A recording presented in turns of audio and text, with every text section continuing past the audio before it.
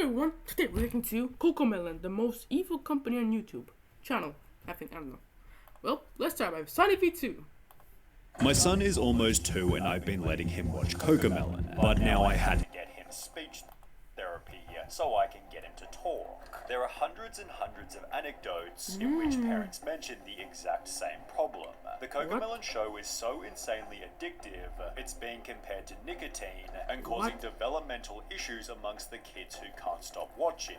Children's TV expert Jerica Sands calls it the most damaging show a child can watch, explaining the sneaky ways in which they make the show addictive. Firstly, there's the colours. Take for example the wheels on the bus. The three main colours, blue, green and yellow, are all at maximum saturation, meaning they cannot be made any brighter no matter how hard you try. Extreme saturation is normally used for alerts and notifications, as it's exciting, dynamic and attracts attention, which is why it's also used in slot machines. Cocomelon puts these colours in perfect contrast, making them appear even more vibrant, which is different to, for example, Bluey, in which the colours instead blend together. Cocomelon's also different because it's highly repetitive. There's a reason they have 38 videos with over 1 billion views. A child's brain is wired to learn through repetition, so it feels right to them to watch the same thing over and over again. Cocomelon abuses this in almost every video. Really? For example, in the Yes Yes Playground song, they pick a word to repeat 3 times in every sentence, pairing it with a subtly repeating background lullaby, keeping children hooked. Literally no show or movie puts my son into a deep trance the way Cocomelon does. The second it's on the TV, he turns into a toddler zombie who doesn't see or hear anything else that's going on in the room. This is only exacerbated by Cocomelon's subtitles, which have also been a heavy point of criticism.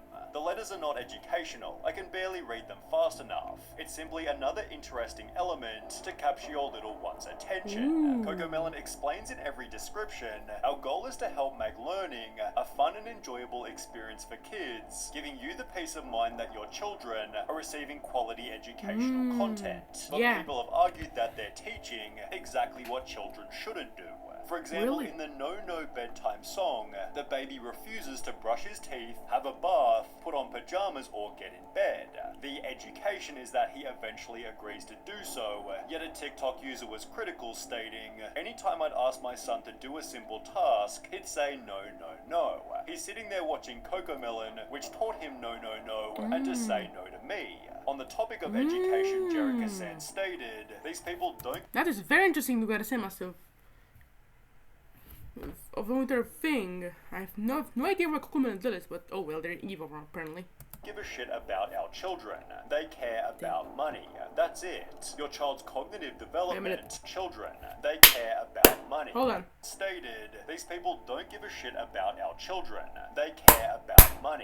That's it. Your child's cognitive development in direct exchange for their wealth, and there's pretty good evidence supporting this. A New York Times journalist visited Cocomelon's studio, discovering their #1 focus is keeping children hooked. Cocomelon's data and analytics team sifts constantly through YouTube numbers to determine exactly what resonates. Should a girl wear black jeans or blue jeans? Should the music be louder or softer?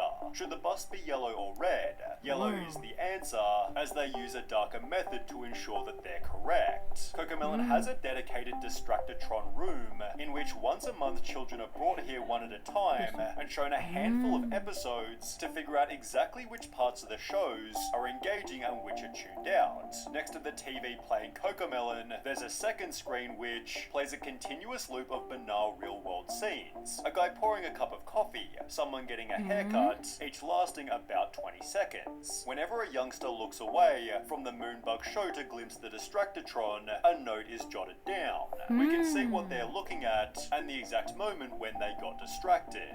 Therefore, education clearly isn't the primary goal. Keeping kids' attention is, and this is proven by Cocomelon's most addictive element, rapid camera cutting.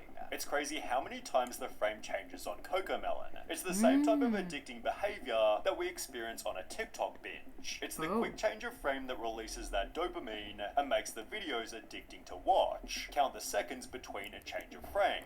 Well, TikToker the Circus Brain did exactly this. He firstly counts the changes on My Little Pony, concluding there's about 6 seconds between each cut. He then compares it to Cocomelon. 1, 2, 1, 2, 3, 1, 2, 1, 2, 1, 2, 1, 2, 1, 2, 1. In her video, The Nightmare That Is Cocomelon, Savantix draws a similar conclusion.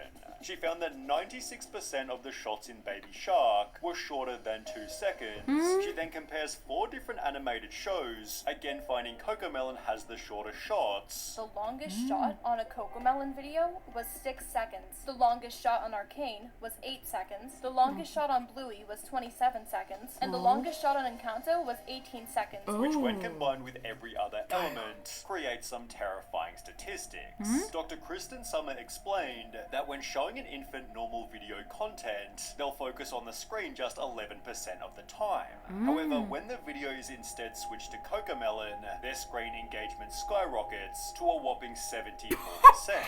What? Oh my god, Cocomelon brainwashing these children, making them dumbass brain rot kids. No, not brain rot, the iPad kids. This therefore produces stories such as this. I used to volunteer for a preschool and they had song time. A Cocomelon video came on and all of the tots stopped what they were doing, put down their cheese crackers and remained fixated on the screen for the duration of the video. It was honestly kind of terrifying. YouTuber Saberspark shared his own personal anecdote. He asked to watch a Disney movie with his 2 younger cousins, who both completely refused and instead spent all day glued to an iPad playing the addictive show. In Cocomelon Made My Kid a Zombie, a mother talks about her son.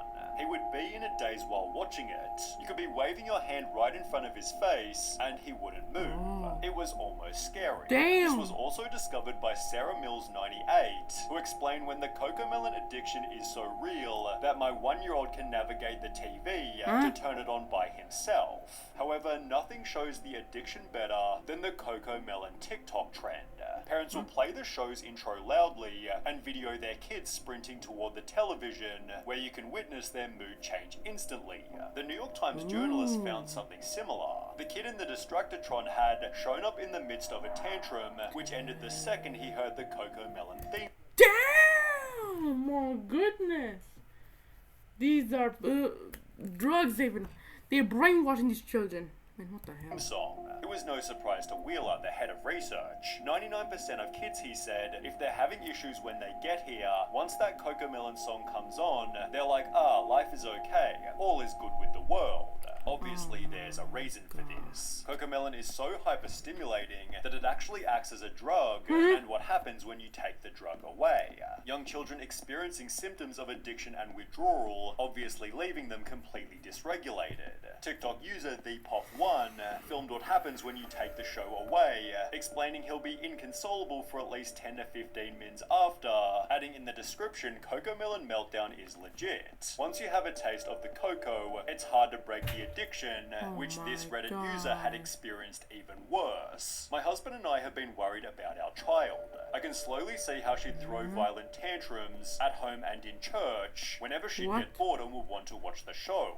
Her behavior changes the moment she watches the show, and she will not even eat her meals if she wouldn't watch it. After these tantrums end, kids can experience a general discomfort in the speed of everyday life. The more they watch the show, the more their brain begins to expect this intense level of stimulation.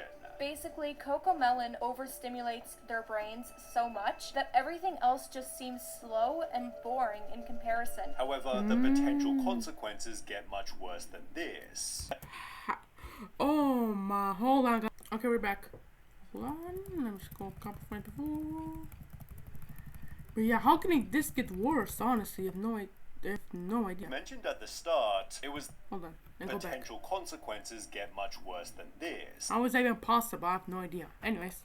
As mentioned at the start, it was the cause of a child's speaking problems, with a notable reply reading, "Same thing happened with my daughter too. She's 4 but can't speak properly. She knows the words, but she does not like to frame the sentence or speech. She has been watching these Cocomelons or such other stuffs for 2 or 3 years. Hope we're not too late." Over on Reddit, Wow. a speech-language pathologist explained, "Screen time in general is linked with speech delays for a variety of reasons, but Cocomelon is excessively bad. Firstly, unlike other TV shows or movies, it doesn't have a story. It's just very short clips with poorly written songs. The kids aren't able to follow the plot, learn vocabulary, and see the resolution of a conflict, supported by infant specialist Meg Fora." And the problem with fast-paced TV programs is we find that little one's language development is slower. On the Agents of Speech YouTube channel, this is again confirmed, The main problem with watching videos on the internet is that they don't know how to use the language that they learn. but he adds that 4 to 5 hours of screen time per day can make a toddler completely non-verbal. 4 to 5 hours is obviously a lot of time,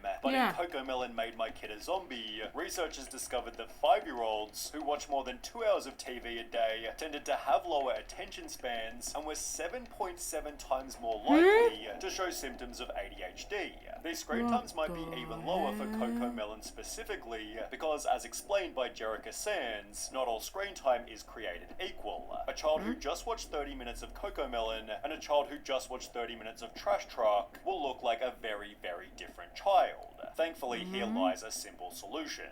Sierra Renee explained, "My 2-year-old is speech delayed and addicted to Cocomelon. Switched to Miss Rachel 2 days ago, and he's already saying more words and hasn't had any tantrums." Kim.it shared an almost identical anecdote. "My 8-month-old was obsessed with Cocomelon and having bad tantrums, so I cancelled Cocomelon and only let her watch Miss Rachel, and she said her first word within the first 3 days of watching." Oh my Clearly, God. parents are able to simply change the channel, but not before leaving Cocomelon a massive amount of dislikes. It therefore earned the title "The Absurdly Popular Kid Show Parents Hate," and Cocomelon has actually responded to the criticism that explain our shows are not intended to replace outdoor playtime or playdates. They have a Yeah, place in yeah. children's entertainment time, and as with food, exercise, etc., it comes down to each parent to find the right and appropriate balance for their children.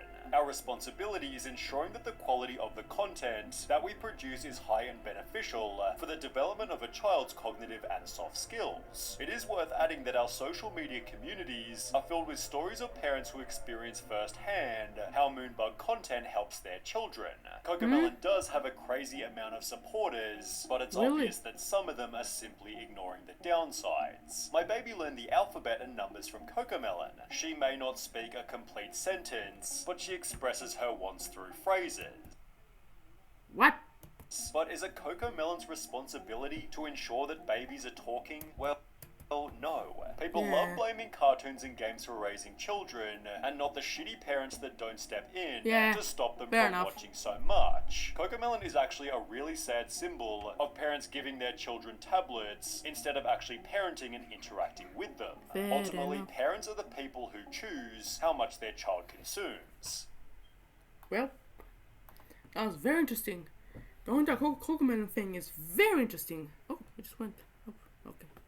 Well, the video will be linked in the description. Well, thanks for watching. Comment, like, subscribe, and I'll see you guys on the flippity flop. Bye.